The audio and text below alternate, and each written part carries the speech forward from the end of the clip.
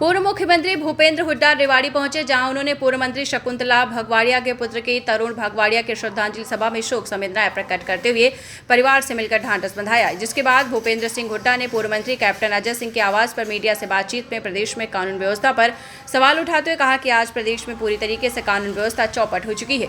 गृह मंत्रालय की रिपोर्ट के अनुसार पूरे देश में हरियाणा सबसे असुरक्षित प्रदेश है। प्रदेश में सरकार नाम की कोई चीज नहीं है। हत्या, फिरौती, बलात्कार जैसी घटनाएं आम हो गई हैं। उन्होंने अपनी सरकार के समय के एक कर गिनाए। वहीं प्रदेश सरकार के एक वर्ष की उपलब्धि के सवाल पर उन्होंने कहा कि 1 वर्ष ही तो छोड़िए, 11 वर्षों की कोई उपलब्धि नहीं है। भूपेंद्र सिंह हुड्डा ने स्वास्थ्य मंत्री आरती राव के दक्षिणी हरियाणा द्वारा सरकार बनाने के बयान पर कहा कि सरकार जो विधायकों के बलबूते बनी है, बाकी सबको पता है भाजपा सरकार वोट चोरी से बनी है। कांग्रेस के वरिष्ठ नेता व पूर्व मंत्री कैप्टन अजय यादव ने बयान दिया कि इस बार कांग्रेस द्वारा हरियाणा में ओबीसी चेहरे को प्रदेश अध्यक्ष बनाया जाएगा। उन्होंने कहा कि गत विधानसभा चुनाव में अहीरवाल बेल्ट की अनदेखी होने के कारण कांग्रेस 10 विधानसभा सीटों पर हार गई, इसलिए कांग्रेस की सरकार नहीं बन पाई, जिसके कारण अब ओबीसी चेहरे को ही कांग्रेस का प्रदेश अध्यक्ष बनाया जाएगा।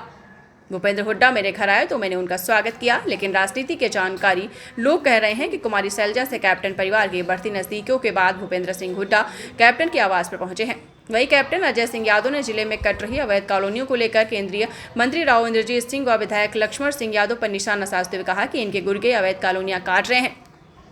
भूमाफियाओं को राजनीतिक संरक्षण मिल रहा है। राजनीतिक संरक्षण होने के कारण डीपीटी भी नामजारी की कार्यवाही कर रही है।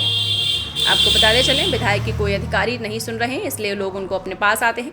आपको बता दें, इसलिए लोग उनके पास आते हैं। साथ ही उन्होंने कहा कि उन्हें समझ नहीं आ रहा है कि आखिर ये जीत कैसे गए हैं, क्योंकि लक्ष्मण सिंह शहर के 1000 आपको बता दें, लक्ष्मण सिंह शहर के 100 लोगों के नाम भी नहीं बता सकते। उन्होंने विधायक लक्ष्मण सिंह यादव को नसीहत देते हुए कहा कि झाड़ू मारने, बाजा बजाने व हारमोनियम बजाने से काम नहीं चलेगा।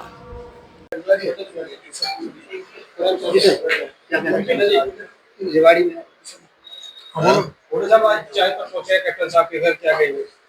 हमारे मित्र हैं, हमारे साथी रहे जी। आज आया था रेवाड़ी, मतलब भगवाड़िया जी का लड़के गुजरने के बाद भगवाड़िया जी का, तो हमारे को मिले। कहा मैं आता रहता हूँ, कोई पुराने साथी रहे हमारे, मंत्री है हमारे साथ, वैसे भी हमारे मित्र हैं। इन्होंने की 25 तारीख को रैली की, क्या उसको कोई जान उसमें आ पाएगी उस रैली के माध्यम से? कहाँ रैली? इन्होंने जो रोहतक की रैली करी है, रैली खोदा पार निकली थी यार। कई राज्यों के अंदर चुनाव होने हैं, बिहार के अंदर भी चुनाव होने हैं। कांग्रेस अपने आप को इस समय किस पायदान पर देखती है? मजबूत है कांग्रेस। बिहार में आप देखना, जो महागठबंधन है उसकी सरकार बनेगी जिसमें कांग्रेस शामिल है। सब प्रदेश अध्यक्ष के लिए चल रही है, कब तक फाइनल होने वाला है? 3-4 नाम अभी लाइमलाइट में है, कब तक फाइनल हो जाएगा? मेरे को कोई इल्म नहीं है, तो हाईकमान फैसला करेगी जो करेगी। देखिए, राहुल जी ने भी अभी इशारा किया कि इस बार जो प्रदेश अध्यक्ष बनाएंगे वो यूथ में से चुना। प्रदेश की कानून करना फैसला करना। प्रदेश की अगर कानून व्यवस्था और दूसरी पादरा खरीद की बात कर ले, सरकार तमाम दावे कर रही है, किस तरह देखते हैं? कानून व्यवस्था बिल्कुल शर्मरा चुकी है। कोई हरियाणा में अपने आप को सुरक्षित महसूस नहीं करता। और ये मैं नहीं कह रहा हूँ, केंद्रीय जो होम मिनिस्ट्री है, गृह मंत्रालय, उसकी रिपोर्ट है कि सबसे असुरक्षित प्रदेश हरियाणा है। और ऐसा प्रतीत होता है हरियाणा में सरकार नाम की चीज ही कोई नहीं। रोज फिरौतियां मांगी जा रही है, कहीं लूटपाट हो रही है, कहीं कत्ल हो रहे हैं, कोई रुकावट बड़ी और हो रहा है।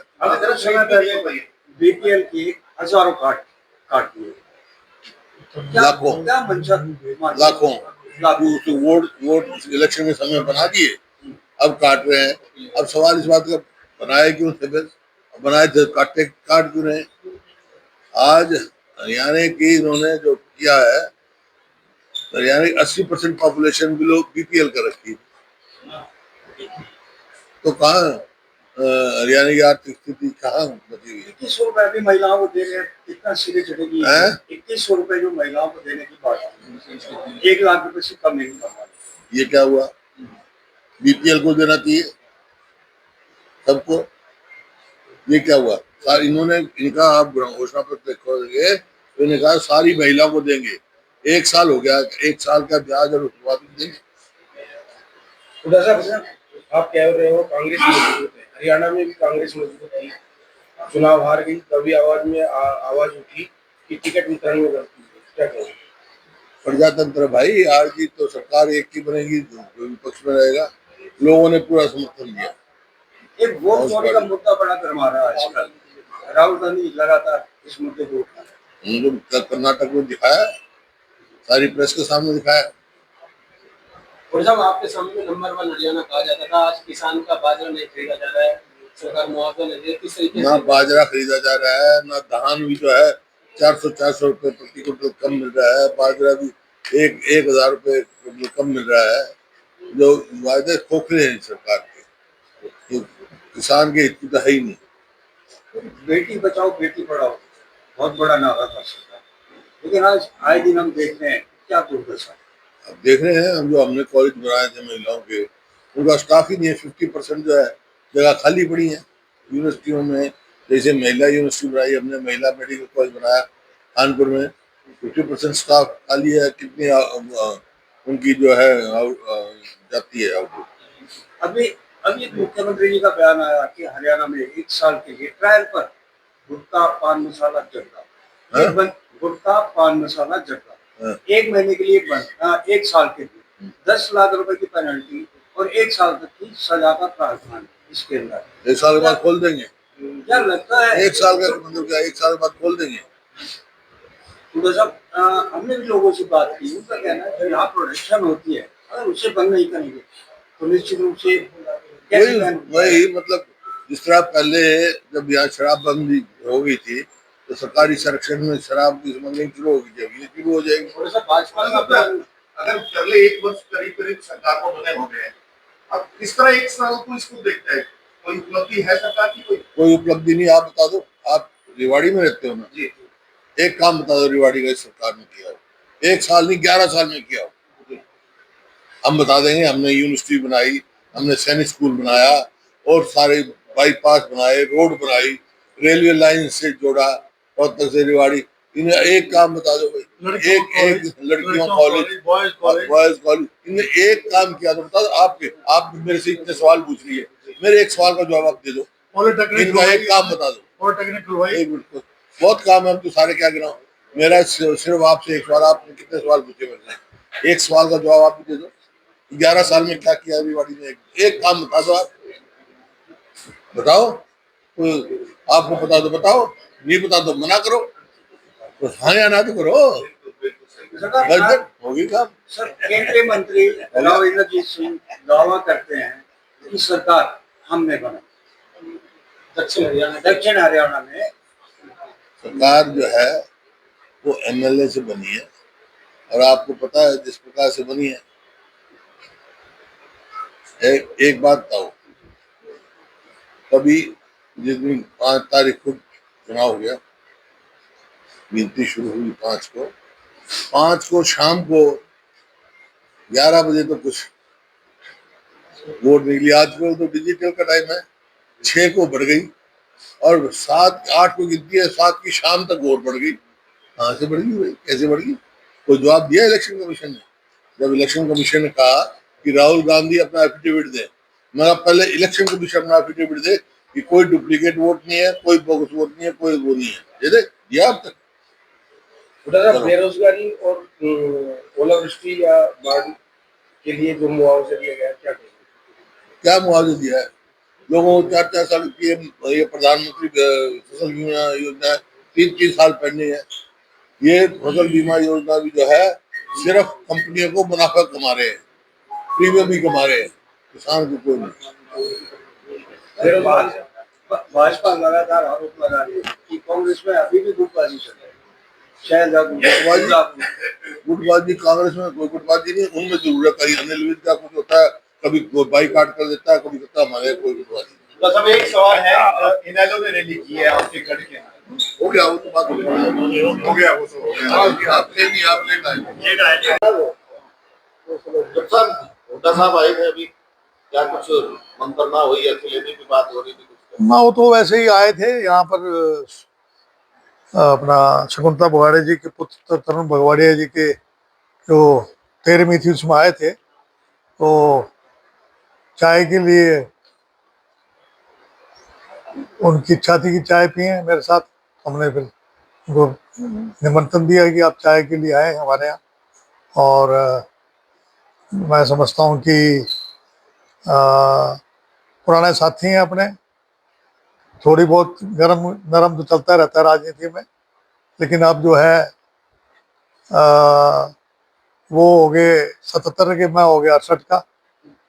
तो साथ भी खूब हम रहे हैं मिलके। हमने 2005 में सरकार भी बनाई थी भजन लाल जी के साथ मिलके। 2009 में भी जो है मैंने इनका नाम प्रपोज कर दिया था। तो आपस में जो छोटी मोटी जो गलतफहमी है वो चलती रहती हैं, लेकिन अब जो है हमारी कोई इनसे ना तो कोई मतभेद है। तो आज आए हैं तो मैंने उनका स्वागत किया। डॉक्टर साहब, दोनों चीजें खत्म होगी, मतभेद भी और मतभेद भी। नहीं नहीं, देखो जी, ऐसा है कि अब मतभेद होने का समय नहीं है, क्योंकि ना तो ये सत्ता में, ना मैं सत्ता में हूँ। अगर सत्ता में होते फिर तो कहीं मतभेद होते।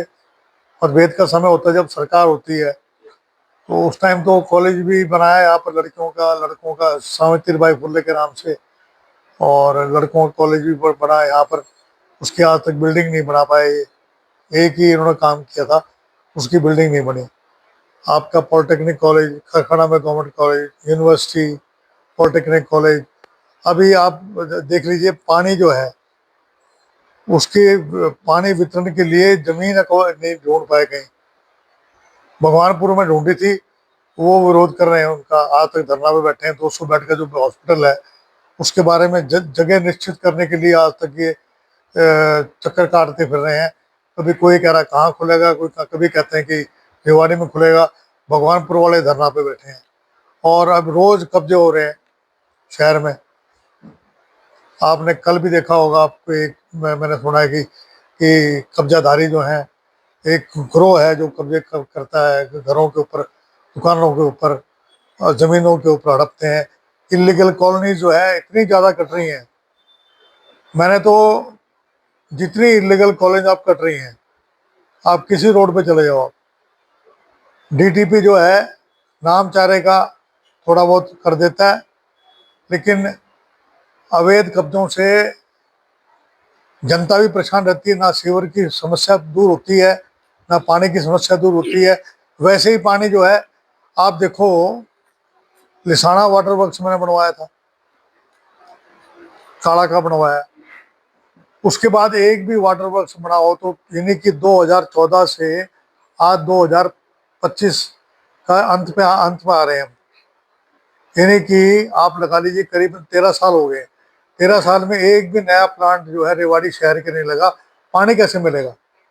आबादी जो है 2014 में वोट थी 1.25 लाख, अब वोट होगी रेवाड़ी शहर की 2 लाख।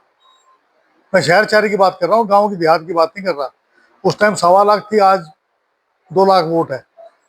यानी कि आबादी जो है, शहर की आबादी 4 लाख के करीब है और पानी उतना ही है। पानी कहाँ से मिलेगा? सौर ऊर्जा का अगर इस्तेमाल करते तो लोगों को जो है ये बिजली का संकट ही नहीं रहेगा। सौर ऊर्जा का कहाँ इस्तेमाल किया है? सेक्रेटरी में कर लें, शुरुआत वहीं से करते हैं। पानी की अगर बात कर ले, पहले तो आप पानी की बात कर रहे तो अभी विधायक जी कह रहे हैं कि ये महकमा तो आपके पास था और आपने इस क्षेत्र की भी प्यास नहीं बुझाई। आप मेरी बात सुनो कि लक्ष्मण सिंह तो सिवाय झाड़ू मारने के उसको कोई काम नहीं। मैंने जो है कम से कम 20 माइनर बनाए। खटावली माइनर बनाया, रामगढ़ माइनर बनाया, गोकलगढ़ माइनर बनवाया, कालूवास माइनर बनवाया, मुंडिया खेड़ा माइनर बनवाया, बूढ़पुर माइनर बनवाया। आपका जो है इसके अलावा मीरपुर तक जो है खटावली माइनर बनवाया। और हर गांव में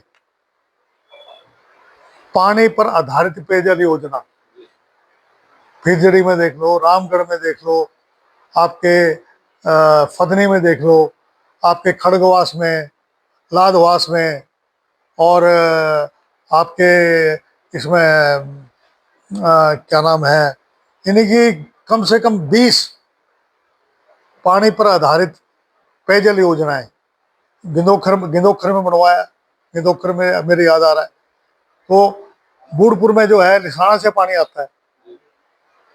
यानी लिसाना का जो वाटर वर्क्स है वो ये जो गांव है उनका भी प्यास बुझा रहा है। शहर की यानी पूरा जो आपका रेलवे कॉलोनी की साइड में जो नई आउटर कॉलोनी थी उसका लिसाने से पानी आ रहा है। नहीं पहले पानी कहाँ था? सीवरेज सिस्टम कहाँ था पहले? सीवरेज 89 में जब मैं एमएलए में बना तो पानी का यानी 15 मिनट पानी आता था, और जब 2014 में गया जब 1-2-3 घंटे पानी आता था, 2 टाइम पानी आता था। आज 1 टाइम पानी आता है, वो भी 1 दिन छोड़ के पानी आता है।